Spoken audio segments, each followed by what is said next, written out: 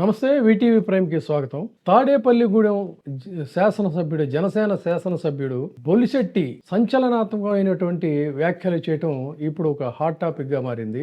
ఆరుగొలంలో వంగవీటి రంగా గారి విగ్రహావిష్కరణ సభకి ఆయన అటెండ్ అయిన సందర్భంగా ఆయన ప్రసంగిస్తూ వంగవీటి రంగాని ఆనాటి ప్రభుత్వం అంటే ఇప్పుడు ఉన్నటువంటి ఇది కూటమి గాని ఆనాడు పూర్తిగా ఉన్నది తెలుగుదేశం పార్టీ ప్రభుత్వం. ఆనాటి ప్రభుత్వమే చంపించింది, తనకు ప్రాణరక్షణ కల్పించండి అని చెప్పని అన్నప్పటికీ కూడా ఆయన్ని ప్రభుత్వమే చంపించింది అని చెప్పని బహిరంగంగా ప్రకటన చేయటం అనేది ఒక పెద్ద కలకలం చెప్పాలి. ఇంకా ఆయన కొన్ని విషయాలు మాట్లాడుతూ తను దేనికి భయపడనని చెప్పని, ఇంకా తను కూడా భయపడినట్టయితే అసలు అర్థం లేదన్నట్టుగా మాట్లాడుతూ 12 నెలలుగా తను చాలా సంయమనం పాటించానని, అంటే జనసేనలో ఉన్నటువంటి వాళ్ళని కానీ లేదంటే కాపు వర్గాన్ని కానీ అక్కడ టీడీపీ ఏ విధంగా తృణీకార భావంతో చూస్తుందో, వాళ్ళని ఏ విధంగా నిర్లక్ష్యం చేస్తుందో అనేటువంటి విషయాలని ఆయన కొండ బద్దలు కొట్టినట్టుగా చెప్పారు అని చెప్పని అర్థం చేసుకోవచ్చు. సో ఈ పరిస్థితుల్లో చాలా కాలంగా లోలోపల జనసేనలో కొంతమందికి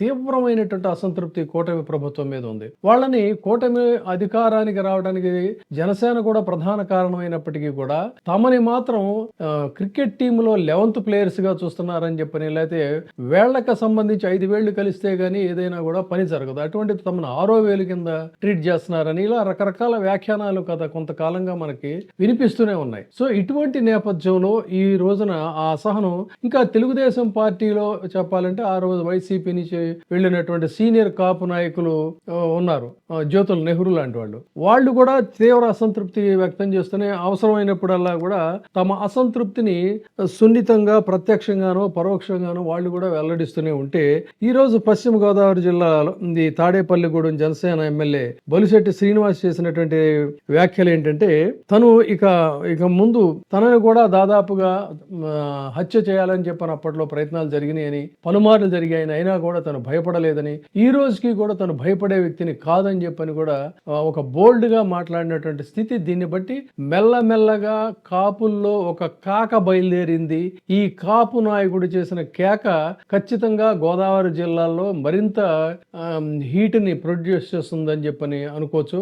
ఇంకా కొంతమంది కూడా ఇదే బాటలో బయటకు వస్తారని చెప్పని. కారణం ఏంటి అన్నట్లయితే, తమకు న్యాయబద్ధంగా రావాల్సినటువంటి దామాషా ప్రకారంగా రావాల్సినటువంటి హక్కు అధికారాన్ని ఇవ్వకుండా పూర్తిగా తమని ఒక సపోర్టింగ్, ఒక బఫర్ జోన్ గాను అట్లా ట్రీట్ చేస్తున్నారే తప్ప భాగస్వాములుగా మాత్రం తమను ట్రీట్ చేయట్లేదు అనేటువంటిది ఒక బాధ, లోపల ఒక అసంతృప్తి, అసహనం గూడు కట్టుకున్న పరిస్థితి అయితే చాలా స్పష్టంగా ఉంది. ఇది కార్యకర్తల స్థాయికి వచ్చినట్టయితే పలు చోట్ల వీళ్ళు ఒకళ్ళకొకళ్ళు సాక్షాత్తు పిఠాపురం నియోజకవర్గంతో దగ్గర నుంచి తీసుకున్నట్లయితే తెనాలి గాని ఇలా అనేక ప్రాంతాల్లో టీడీపీ శ్రేణులతో బహిరంగంగా తలపడుతున్నటువంటివి కూడా ఉన్నాయి. దీనికి వీళ్ళ యొక్క వాయిస్ ని ఏదైనా సరే తొక్కి పెట్టాలని చెప్పని, వీళ్ళు గట్టిగా మాట్లాడకుండా నియంత్రించడం కోసం అని చెప్పని 15 సంవత్సరాలు తెలుగుదేశంతో కలిసి ప్రయాణం చేస్తామని, 15 సంవత్సరాలు ఈ కూటమి ఇలాగే బలంగా ప్రబలంగా ఉంటుందని చెప్పని అటు జనసేన అధినాయకుడు ఆయన సోదరుడు నాగబాబు కూడా వివిధ సందర్భాల్లో ఒక మాట్లాడటం, అంటే వీళ్ళకి ఒక పరోక్ష హెచ్చరికలు చేయటం లాగా తీసుకోవాలి. కానీ మోస్ట్లీ ఇందులో మెజారిటీ జనసేనలో ఉన్నటువంటి వాళ్ళంతా కూడా కాపులే కాబట్టి వీళ్ళు బెదిరింపులకి బెదిరిపోతారని, అదలింపులకి అదిరిపోతారని చెప్పని అనుకునేటువంటి మనస్తత్వం కాదు. కాబట్టి సహజంగానే ఆ కోవలోనే ఇవాళ బొలిశెట్టి శ్రీనివాస్ కూడా గట్టిగా తన గళాన్ని వినిపించాడని చెప్పని అనుకోవచ్చు. సో ఈ ప్రకటన ద్వారా మరి అతని మీద క్రమశిక్షణ చర్యలు తీసుకుంటారా, లేదు అన్నట్లయితే బుజ్జగింపులకి ఎదుగుతారా, కాదన్నట్లయితే తన భవిష్యత్ కార్యాచరణ ఏ విధంగా ఉంటుంది. ఉభయ గోదావరి జిల్లాల్లోనూ ఇంకా కొన్ని ప్రాంతాల్లో కూడా అసంతృప్తిగా ఉన్నటువంటి కాపులు ఇప్పుడు మెల్లగా, అంటే మొన్నటి వరకు ఓటేసినటువంటి కూటమికి ఓటేసినటువంటి వాళ్ళు ఇప్పుడు ఏ విధంగా తమ భవిష్యత్ కార్యాచరణని తీర్చిదిద్దుకుంటారు అనేది కూడా చూడాల్సినటువంటి అంశం. మొత్తంగా అయితే ఒక కాపుల్లో ఒక కాక రేపాడు బొలిశెట్టి శ్రీనివాస్ అనే మాత్రం అయితే అక్కడి వాళ్లే అంటున్నటువంటి మాట. అది కూడా మనకి ఇప్పుడే అందినటువంటి సమాచారం. చూద్దాం మరి ఈ పరిణామాలు ఎటు దారితీస్తాయి, ఏమవుతాయి అనేది. Thank you. సెంటర్ స్థాయి నుంచి ఎదిగి భారతదేశంలోనే ఆయన మరణాన్ని ఎవరో మర్చిపోయే విధంగా మరి ఈ ప్రజలు గుర్తించిన విషయం మీకు తెలుసు.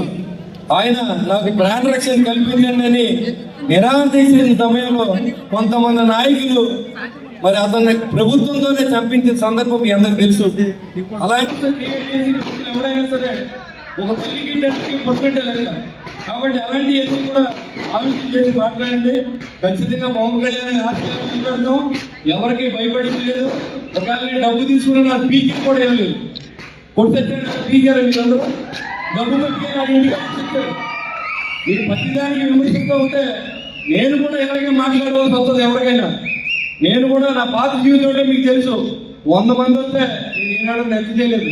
నన్ను కూడా చంపేసిన సందర్భాలు ఉన్నాయి. ఏ రోజు నేను నెక్స్ట్ చేయలే, కానీ ఈ రోజు అసలు నెక్స్ట్ చేయను. ఎందుకంటే నేను 12 నెలలు ఓపిక పట్టాను. ఈ కాన్స్టిట్యూన్సీ చాలా లో ప్రొఫైల్ మెయింటైన్ చేశాను. అన్నయ్య తమ్ముడని కలిపి వెళ్ళాలనుకున్నాను. ఎక్కడ దానికి స్థానం లేదు. ఈర్షా దేశంలో రగిలిపోతాను. ఇప్పుడే సబ్స్క్రైబ్ చేయండి, లైక్ చేయండి, షేర్ చేయండి. VTV ప్రైమ్, నీ ఉత్తమాభిరుచుల సమ్మేళనం.